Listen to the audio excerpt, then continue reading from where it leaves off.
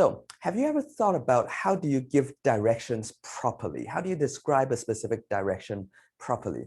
In other words, how many pieces of information do you need to give someone in order to define a direction properly?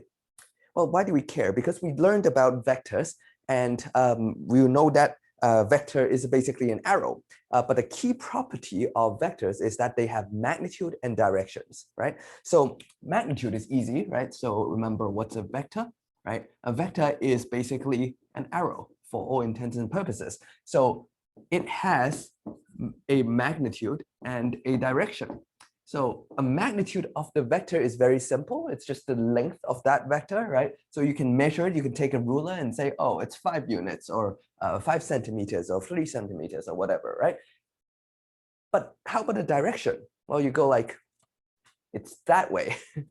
Well, that would be useful if you can point or if you can draw it out. But how do you describe it in an exam if you need to write it on paper? In other words, imagine yourself talking on the phone to someone halfway across the world, and you're trying to give directions on how to, sometimes, your parents would need to find something in your house, and they don't know where they put it, and they're talking on the phone, and you need to give them directions. If you've ever gave someone directions, you know it's a skill. And today we're going to talk about what that skill is and how much information, why are someone good at giving directions and why is someone not so good at giving directions. It's because they are not giving all the information you need, right? So I've seen this mistake a lot over and over again in people who are not familiar with mathematics or physics. And in an exam, they draw a vector, and then always in exams, as you will see, we need to ask you to state your answer, to state both the magnitude and the direction of the vector quantity. And students would say something like 30 degrees. That is complete nonsense. That makes no sense. That is an incomplete answer, okay? So think about how many information do you need in order to give proper direction. Now, it actually depends, right? So it actually depends on the situation. But let me just drill in more and give you another example, right? So if you are walking in the street and someone asks you to give them directions and ask you, where's the bathroom, right? And you just stand there and you go like 45 degrees. Which way? What do you mean 45 degrees? From where? Exactly. So you need a reference point and stuff like that. But first of all, it actually depends on dimensions, right? So there's a couple of takeaways. The first takeaway is it depends on the dimension of the problem. Okay. So if you're trying to describe directions in one dimension, it's actually very easy. In 2 dimensions, it starts to get a little bit complicated, and we'll focus on that today, right? But also another takeaway, so that's the first takeaway, you'll see how that works, because in 1 dimension, well, what's 1 dimension? That's basically a line, right? In 2 dimension, that's a plane. In 3 dimension, you have a height as well.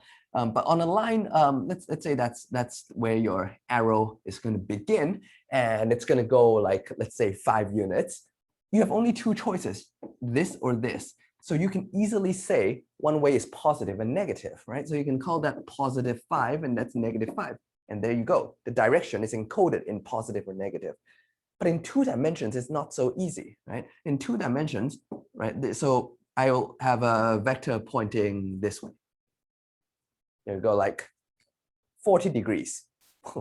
That makes no sense, right? You can see why it is, you can say it's 5 units, or whatever the units is. Sorry for the small font. Write that a little bit larger. So you have a vector over here, and you go like, that's 5 units. But describing the direction is tricky. So you already sort of saw in 1 dimension, you need a reference point, and that's the second takeaway. You need a system. Okay, you need a system plus additional information. And let me tell you this right away now, without hiding that. In 1 dimension, you just need 1 piece of information. Okay, 1 additional piece of information other than the system or the reference point. I'll make that clear in a second. But in 2-dimension, you actually need 3 pieces of information. Okay, so take note of this. So you need 3 pieces of information, and any less than 3 pieces, it's an incomplete description of the direction. Okay, so what does a system mean? The professional word for that is it's a frame of reference. I use that terminology as well. Frame of reference, because you'll see that in the book. Okay. There are 2 ways. Let's focus on 2-dimension first. There's 2 ways to do this, to talk about them, to talk about directions. So one way is the cardinal framework.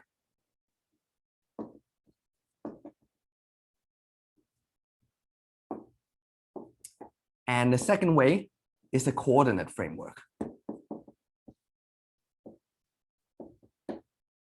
So the cardinal framework means I give you a compass. That just means another word for compass. And that's north, east, south, west. Okay, so that gives you the cardinal directions, or the standard compass directions. With that, now you can start to talk about a direction. For example, if I want to say a vector like this, right, an arrow pointing that way, let's say that's 60 degrees, right? So how would you describe that? Well, in order to say that properly, right, in order to describe that fully to someone, you need to say the direction is 60 degrees. That will not tell people where that is, right? 60 degrees right of north. Can you count the 3 pieces of information? You first have a value, in which way, from where. And it's always like this, no matter which framework you use, right? So let's make that clear. You can make a note of that. It's what value or what angle, which way, from where, or relative to where. In this case, it's relative to north, right? Or just off north grammatically, right? Now, similarly, right? So if I want to describe, let's use a different color. If I want to describe this vector, right? And maybe it's this way is, let's say, 20 degrees, right? These are right angles, so if that's 20, they have to add up to 90, so that better be 70 degrees. So you have different ways to describe it, but it always consists of 3 pieces of information. For example, the red one, I'll keep it consistent with red, right? You can say it is 20 degrees right of south. That's okay, as long as you have 3 pieces of information of what angle, which way, from where. Or you can say, right? You can say it's 70 degrees below or downwards. Let's say below, let's say downwards of east. And that's completely okay as well. Let's be a little bit more rigorous. Let's say 70 degrees south of east, right? That's even better. But in any case, the goal is to make it clear with 3 pieces of information, okay? All right. However, so this is one way of doing it. However, you don't always have north, east, south, west, right? Especially in mathematics, you can have for example, if I'm tossing a ball up and down, or just tossing it in that direction, right? So what's north, what's east, right? It doesn't mean that upwards is north, because north could be pointing, wherever the sun sets, and that just decides where north is, or where, better yet, where's the North Pole, right? That is fine. So sometimes we put in a coordinate system, we put in an XY frame. So let's stick with 2-dimension first. So that's what I mean by a frame of reference, or a system. It's either a cardinal system or a coordinate system, right? It's a coordinate frame of reference. And mathematically, we use this much more often, right? So I'll give you another example of how that will work. For example, if that's 60 degrees, we'll use the same thing. So we'll need to change it as 60 degrees right off the y-axis. However, that's still not precise enough, because do you mean the positive y-axis or the negative y-axis? Imagine you're writing this on an exam, right? You just write this, without a picture, and a lot of times we just need to answer without a, you can draw a picture, but sometimes that's not part of the question, right? Or imagine you want to learn how to communicate through talking on the phone, right? So it could be this side, because people could misunderstand you with this side. So if it's 60 degrees right of the negative y-axis, then it would be pointing this way, right?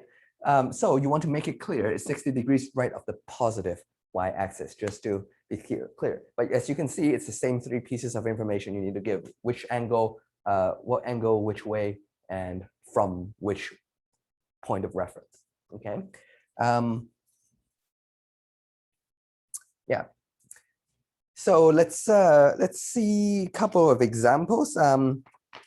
And also, sometimes every now and then you can actually go get away with giving less information if you happen to have a vector that is lying along a certain predetermined direction, right? So if I actually have a vector like this, right? So it's going along the x-axis, so you can easily just say, so sometimes you can get away with just saying the red one, so the direction is just the negative x direction, right? Negative x-axis or negative x direction, either way, like that, right? So you can just say positive x, positive y, negative x, negative y, if they happen to lie along there. But if most of the time, general case or the most complete case is you need three pieces of information.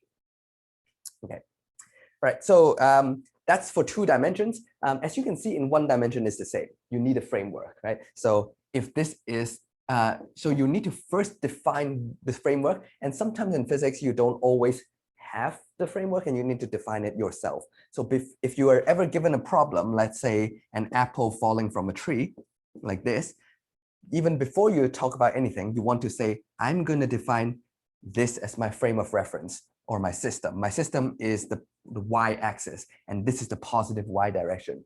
Right? So this arrow that represents the speed or the velocity of this apple, this falling apple, is pointing in the negative y direction, right? So remember, you always need a system before you provide additional information, and you need 3 pieces of information. That's your takeaway. But of course, in 1 dimension, it's even simpler. After you define the system, like I said, you just need to give one piece of additional information. There's no angle, nothing, because it's either positive or negative in the system you defined. Okay. All right. Just as an additional, one more additional information about this is sometimes there is a conventional system. Okay, so I'll introduce 2 conventional systems. Okay, so what does that mean is sometimes we start to get lazy, right? Instead of talking about giving 3 pieces of information all the time, let's just have a system or a frame of reference which everyone agrees on. Okay, so there's 2 I will introduce you. One is called true bearing. One is called polar angle.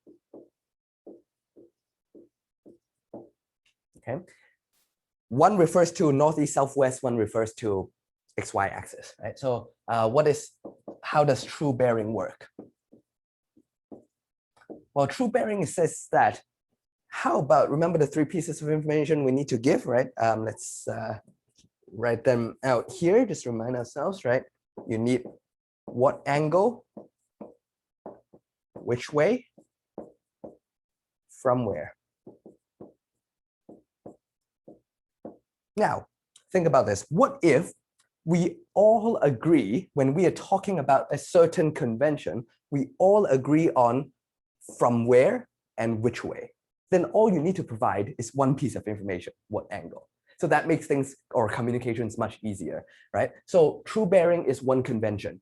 It's telling us to measure everything from north, okay?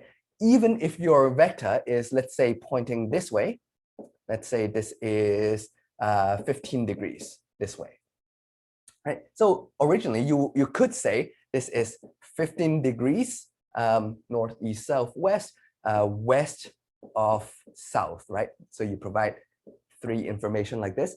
However, what if we always measure starting from the true north and go clockwise. Okay, so the from where we have decided it's always from north, and which way we decided it's going to be clockwise. Okay, so how far clockwise from the true north is this? Well, that's 180 degrees. So you need to do a little bit of arithmetic, right? 100 degrees plus 15. So that's 195. So it's going to be 195 degrees. This is 195 degrees clockwise from north, right? But if everyone knows that, if I'm talking about a bearing, everyone knows that it's from north, and we always agree that it's clockwise, right? So we will just give this number. In fact, when you're using true bearing, or just bearing for short, we're so lazy, we don't even say degrees. We just say a bearing of 195. So you can just say that, right? It's basically just one piece of, you need to kind of tell people what system you're using. You're using a convention of bearing or true bearing, and 195. And there's also, it's conventional as well if you're talking about something that is less than, that has less digits. For example, you are talking about this one, which is, let's say, 30 degrees right or clockwise from north, then you still read out 3 digits. So you would say bearing, not bearing of 30, but bearing of 030, like that. Okay, so if you haven't thought about this already, this is exactly what pilots do, right? Pilots or navigation, or ship navigation, maritime navigation, they use bearing a lot. Okay, yeah. So if you watch any movies, that's what they represent. Now, obviously, for navigation, etc., bearing is very common. But for mathematics and physics, there's another system, because we don't usually use northeast, southwest, and it's called polar angle. Okay, so polar angle again is the same philosophy. We predetermine 2 pieces, 2 out of the 3 information.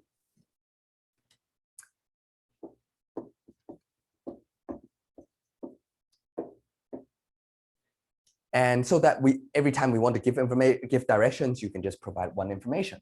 And the from, we agree, will always be from the positive x-axis. And annoyingly, which way?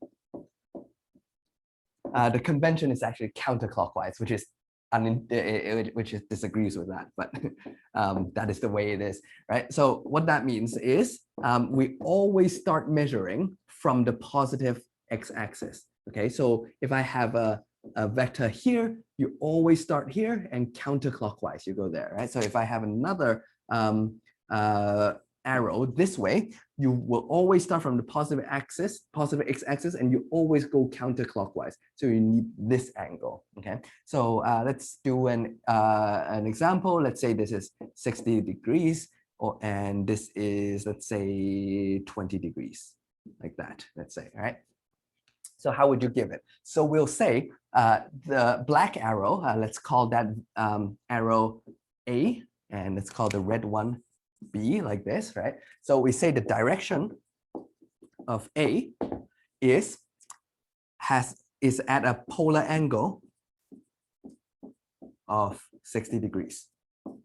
Okay, that's simple. How about the B, right? So the direction of B has a polar angle, is in the direction of the polar angle of, now you need to go all the way, right? So that's 90, that's 180, that's 270. So it's 270 plus another 20 of 290 degrees, like that. Okay, so that's how polar angle works. Now, in case you're annoyed by the fact that this is going counterclockwise, positive x-axis kind of makes sense. So, we can give them that. But why counterclockwise? It's called the right-hand rule. In mathematics, sort of people prefer the right-hand rule. Is imagine you put your right hand sort of like chopping the board, and you wrap your right hand around, right? You see, this is the direction your hand wraps. And your thumb pointing out that way, right? So that's how the convention sort of came about. It's just a convention. Everyone sort of stuck with that and agree with that. So this we use sometimes, but in general, I encourage you. So in an exam, whenever you need to give directions of a vector, you'll be always asked about magnitude and directions. Remember to give 3 pieces of information in general. If you like, you can use either polar angle or, if appropriate, use bearing, but that's not necessary. I'm just introducing it so you know they exist. But in general, I'll prefer you provide all 3 pieces of information. Okay, so just one more example. For example, for the B, the full way all the 3 information you want to give is, so another way of writing that is it's 20 degrees right of the negative y axis, right? So which angle, which way, what angle, which way, and from where. Okay, so that, I think that's the best way to give directions.